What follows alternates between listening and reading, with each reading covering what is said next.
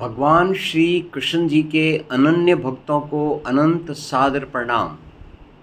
आज दिनांक 30 जुलाई 2024 है। आओ हम सब मिलकर हिंदी भाषा में श्रीमद् भगवद गीता के अध्याय 2 में मंत्र संख्या 51 का ज्ञान अमृत आनंद पूर्वक ग्रहण करें और इसका जीवन में पालन करने का संकल्प लें। तो सबसे पहले हम शुरू करते हैं हरि भक्ति के साथ।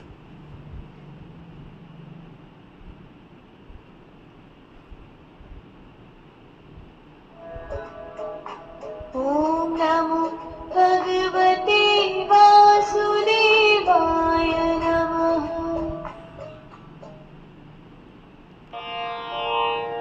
कर्मजं बुद्धियुक्ता हि फलम् त्यक्त्वा मनीषिणः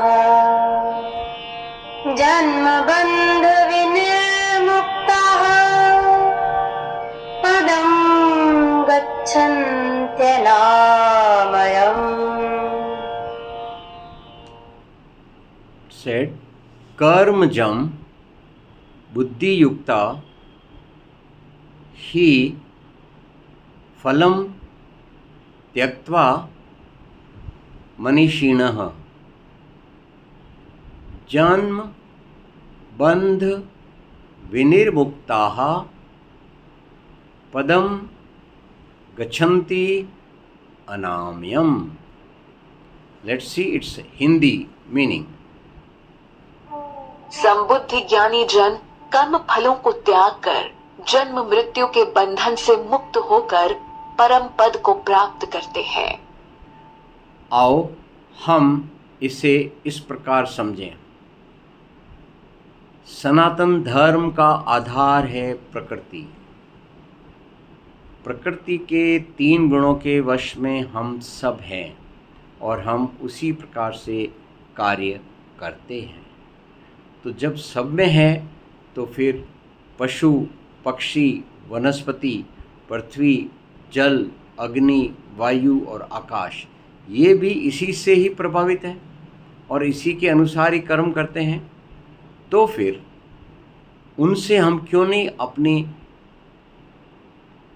जीवन चक्र को सिंक्रोनाइज करके या एक सुर में होकर जीवन यापन करें।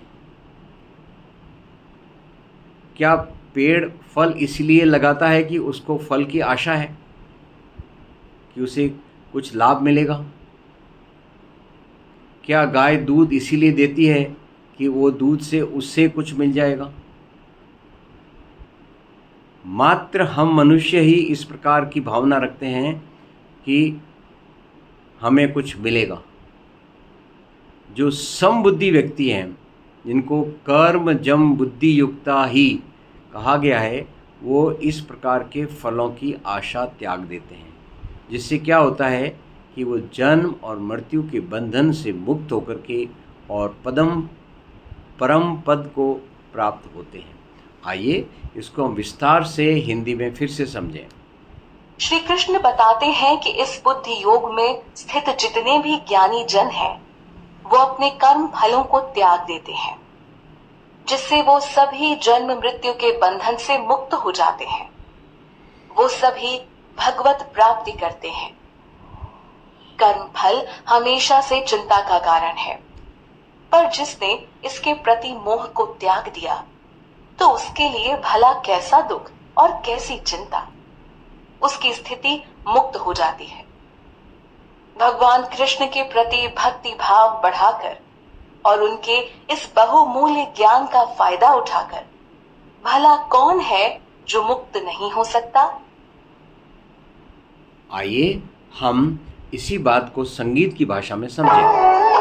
नित बुद्धियुक्त हो कर्म के फल त्यागते मतिमान है, वे जन्म बंधन तोड़ पद पाते सदैव महान है।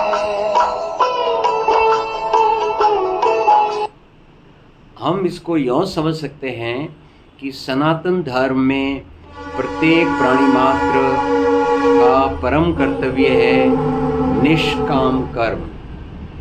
ये निष्काम कर्म हम पूर्णतः वनस्पति और प्राणी जगत से सीख सकते हैं। जैसा पहले हमने समझा कि क्या गाय इसलिए दूध देती है कि उसको उस बछड़े से कुछ मिलने वाला है। क्या आम का पेड़ फल इसलिए देता है कि उसे कुछ उससे मिलने वाला है। क्या फूल और पौधों में जो कुछ वनस्पतियों में फूल और पौधों में जो फल लगते हैं, क्या उन फलों का वापस उस फल लगने वाले वनस्पति से कोई संबंध रह जाता है। ये सब इसी बात को स्पष्ट करते हैं कि प्रकृति का मूल नियम है निष्काम कर्म।